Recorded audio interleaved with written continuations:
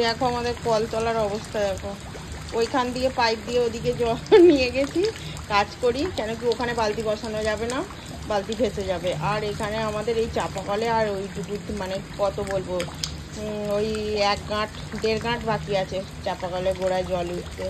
আর এই অবস্থা হয়ে আছে পুরো একেবারে উঠোন ভোর। সেদিকে আমাদের রাস্তায় উঠতে হবে, অত জল ভেঙে রাস্তায় উঠতে হবে, আর যেন সহ্য হচ্ছে না। আর কি নোংরা জল, আশেপাশে মানুষের বাড়ির জল, বাথরুমের জল সমস্তটা এমন জমে একবারে, ইস কি আর বলবো, কি জল যন্ত্রণা হয়েছে। রাতবেলা কতটা বৃষ্টি হলো, অনেক বলো। হ্যাঁ এই দেখো আমাদের ঠাকুরতলার এখানে জল চলে এসছে, এই দেখো ঘরের সামনে জল চলে এসছে। আর এইগুলোতে অনেক জল, এগুলোতে সব মাছ চড়ছে। আমি আমার জুতো এখানে তুলে নিয়েছি, ভেসে চলে যাবে না, এত জল হয়ে গেছে। কলতলাতে 3খানা করে ইট দেওয়া আছে, তার উপরে জল উঠে গেছে। এটা যে রেগুলার জলটা আসে কলের, তা সেই পাইপ লাইনটা, সেই পাইপ লাইন তো জলের তলায়,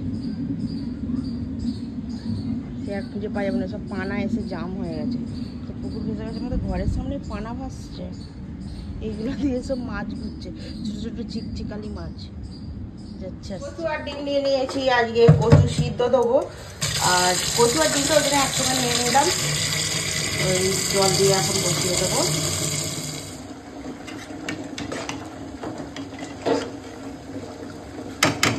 ভাতও হয়ে গেছে, আর এদিকে দেখি এই যে কচুও সিদ্ধ হয়ে গেছে, ডিম কচু একসঙ্গে সিদ্ধ বসে দিয়েছিলাম।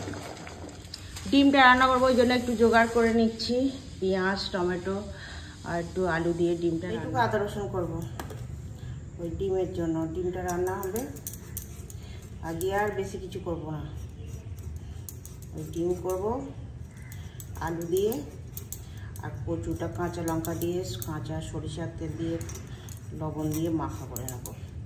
ওটা কচুটা মাখবো যে, ওটা দিয়ে একদম হরকে হরকে সব ভাত খেয়ে নেবে, ডিম দিয়ে আর কচু দিয়ে। আদা রসুন পিষে দিচ্ছি, ডিম রান্না হবে, ডিমের তরকারিতে একটু আদা রসুন দিয়ে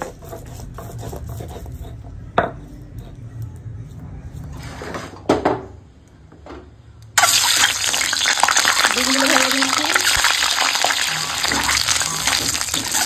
তো দেখো এখন ডিমগুলো ভাজা হয়ে গেছে, ওই তেলেই এখন আলুগুলোকে ভেজে নেবো।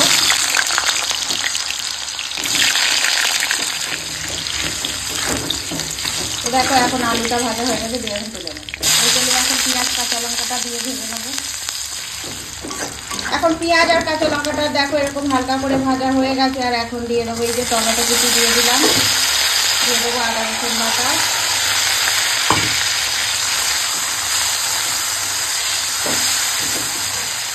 এখন দিয়ে দেবো হলুদের গুঁড়ো, দেবো শুকনো লঙ্কার গুঁড়ো, আর দেবো স্বাদ মতো লবণ। আলুটা একটু লবণ দিয়ে ভেজেছিলাম, ওই জন্য একটু এই কষানোর সময় পরিমাণ একটু কম দিলাম, কারণ লাগলে যদি লবণ লাগে। তো দেখো এখন মশলাটা সুন্দর করে কষানো হয়ে গেছে, আর দেখো তেল ছেড়ে দিয়েছে। আর এখানে আমি আলুটা সিদ্ধ বসিয়ে দিয়েছিলাম, তো এখন এটা মশলাটা তো কষানো হয়ে আলু আর ডিম একসঙ্গে দিয়ে দিলাম।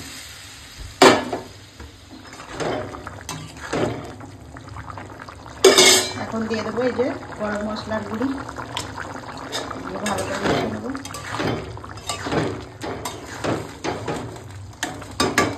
ক্যামেরাতে বাষ্প ধরে দিচ্ছি।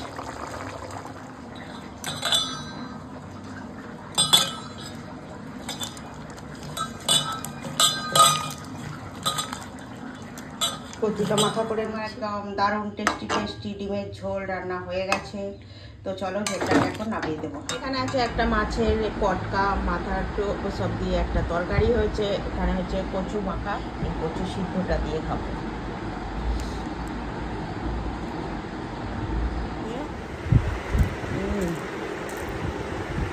দারুণ লাগছে কচুটা দিয়ে। কে কে এরকম কচু দিয়ে ভাত খেতে ভালো লাগে?